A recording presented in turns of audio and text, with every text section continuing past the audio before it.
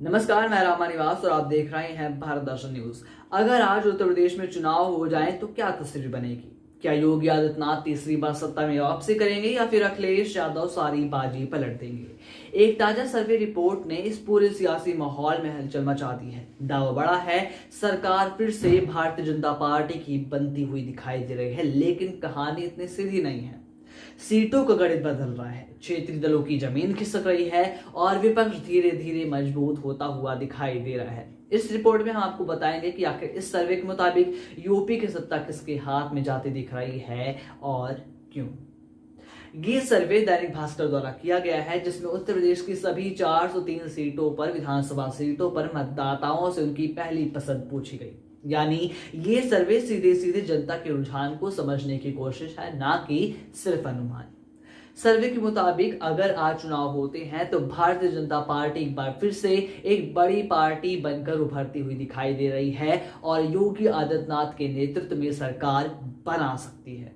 आंकड़ों पर अगर नजर डालें तो बीजेपी को लगभग 256 सीटें मिलती दिख रही हैं, जो कि 2022 के मुकाबले में सिर्फ और सिर्फ 2 सीटें कम हैं। यानी कि हल्का सा नुकसान, लेकिन बहुत जो कि बहुमत है वो सुरक्षित ही रहेगा। वहीं दूसरी तरफ अखिलेश यादव की पार्टी समाजवादी पार्टी को बहुत बड़ा फायदा होता दिख रहा है। जी हाँ, यहाँ पर आप ये समझ लीजिए करीब 135 सीटें मिलती हुई दिखाई दे रही हैं। यानी कि पिछले चुनावों से 28 सीटों का उछाल। इसका मतलब साफ है कि सपा जमीन पर मजबूती से काम कर रही है, लेकिन अभी भी सत्ता से दूर है।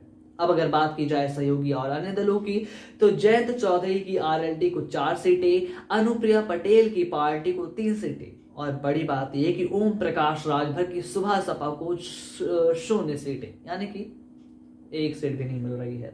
वहीं रघुराज प्रताप सिंह की बात की जाए तो रघुराज प्रताप सिंह यानी राजा भैया की पार्टी को 1 सीट और मायावती की बसपा को भी सिर्फ 1 सीट मिलती दिखाई दे रही है। यानी कि संकेत बेहद साफ है और वो ये है कि छोटे और क्षेत्रीय दलों का असर घट रहा है। खास तौर पर बीजेपी के सहयोगियों को बड़ा नुकसान होता दिख रहा है।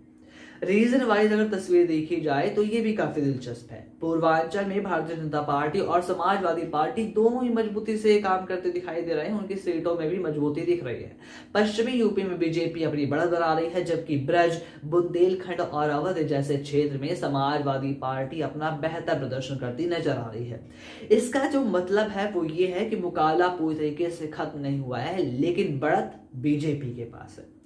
कुल मिलाकर सर्वे का एक जो संदेश है वो साफ है, वो ये है कि सरकार बनती दिख रही है भारतीय जनता पार्टी की, लेकिन चुनौती भी मजबूत है, काफी मजबूत है, क्योंकि विपक्ष मजबूती से काम कर रहा है।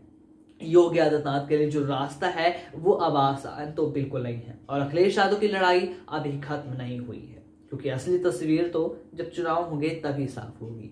बाकी इस पूरे विषय पर आपकी क्या राय है कमेंट बॉक्स में जरूर बताएं और सबसे बड़ी बात ये कि हमारे चैनल को सब्सक्राइब करें, वीडियो को लाइक करें। हम रोजाना इसी समय पर आपसे मिलते हैं और यूपी की जो खबरें होती हैं, यूपी के राजनीति से जुड़ी खबरें होती हैं, वो आप तक पहुंचते हैं।